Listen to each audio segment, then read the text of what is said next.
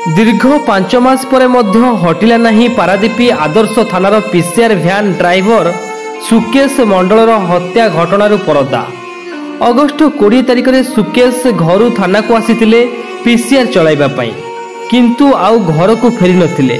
21 तारिख में तांको बापा आदर्श थाना रे एतला देइथिले, मात्र पुलिस कौनसी तत्परता देखाई नथिला। 31 तारिख में जेबी कॉलोनी निकटरू सुकेशंको गलित शव उद्धार होइथिला।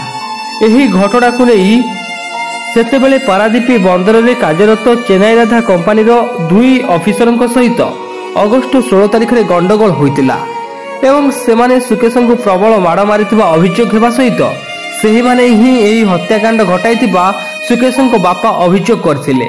मात्र पुलिस ए पर्यंत एही घटनार रहस्य खोलिबारे विफल होईछि, जहाकु नै आज संध्यारे पीसीसी जनरल सेक्रेटरी निरंजन नायकଙ୍କ नेतृत्व पारादीपी नगर कांग्रेस पक्षरु एक विशाल रैली करा जिबा सहित थाना सम्मुख में धारणा दि जाइथिला।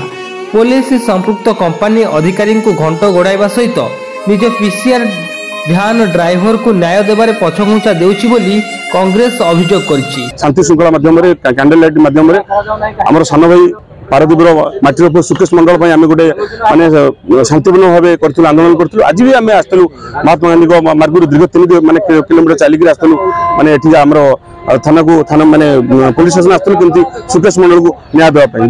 गोटे माननीय हाईकोर्ट बारंबार देले आदेश देले जे तुम केस माने इन्वेस्टिगेशन कर क्लोज कर। जो आसामी जी हूँ ऋषिकेश मंडल चेन्नई राधा गोटे बहुत बड़ कंपानी कौन कर आम भितर ओडिया अणओडिया फिलिंग कर बारंबार प्रलोभित कर पूर्वतन आईसीजी थे माध्यम 15टा पिला रखिंट आउ से साई जी थे मुरबी थे केस चपेवाई पुओ को भी ये चाकरी देते। एत बड़ थाना आदर्श थाना जी पीसीआर ड्राइवर से दीर्घ माने दीर्घ किसी दिन है सी भी गाड़ी चलाऊला। पुलिस प्रशासन न्याय दे पारे आम बेले जो मैंने अच्छा पारादीप जो मैंने बसवास कर साधारण जनता मैंने कौन देवे न्याय देवे। जदि सुकेश मंडल को 3 दिन मध्य जो कहते आमको बुधवार दिन कहते से देखा करेंगे बोली तार जो मैंने अच्छा आम जो ना देचु से लेडीज देचु ऋषिकेश मंडल का ना भी देचु रमेश अच्छा ना दिखाई जदि मैंने इन्वेस्टिगेशन न करती बाड़े बाड़ी टर्चर कर कौन मानने से केमी मला आज भी तार किसी ये नहीं जदि न करती पारादीप राजरास्तार निया जल यदि तुरंत यही घटना पुलिस खूब शीघ्र पदक्षेप ग्रहण न करे तेरे कांग्रेस दल यह आंदोलन को आहरी जोरदार करियो बोली चेतावनी देछि। पुओ सुकेश मंडल यही थाना रे पीसीआर भ्यान चलाउथिले अगस्ट 20 तारिख दिन ड्यूटी को बाहर करी आसी आउ फेरिले नाही।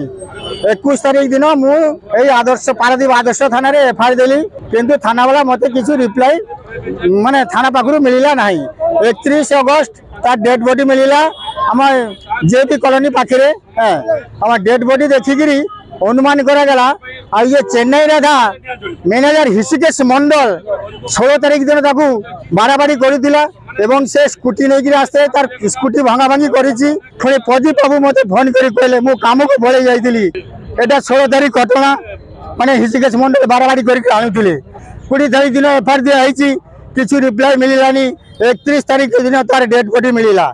वर्तमान जे एसपी सर जॉइन करछंती से मते 3 दिन टाइम देछि 3 दिन भीतर मते किछु रिप्लाई देबे।